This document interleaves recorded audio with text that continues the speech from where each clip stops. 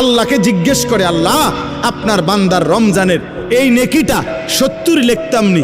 আল্লাহ বান্দার দিকে তাকাইয়া যখন দেখে গুনাহ থেকে মুক্ত, আল্লাহর জিকিরে তার জিব্বা ভিজা, আল্লাহর মহব্বত তার কলিজার মধ্যে, সুন্নাত মোতাবেক তার জীবন, আল্লাহ তখন বলে না 70 না 700 লেখো, 700, 7,000 লেখো, 70,000 লেখো, 7 লক্ষ লেখো, 70 লক্ষ লেখো, 7 কোটি লেখো, 70 কোটি লেখো, 70,000 কোটি লেখো।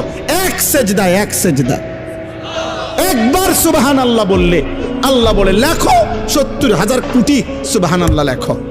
কোন বেলায় আল্লাহ মহব্বতের জোশে, আল্লাহ তার মায়ায় আল্লাহ বলে, ফেরেশতা তুমি লিখো না, আকতুবু, আমি আল্লাহ নিজেই লিখবো।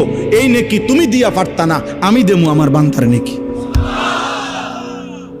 বলেন বাপ, বলেন। আহাজ মুসলমানের সন্তান, যদি তোমরা বুঝতা যে তোমাদের মালিক তোমাদের প্রতি কি পরিমাণ খেয়াল করেছে।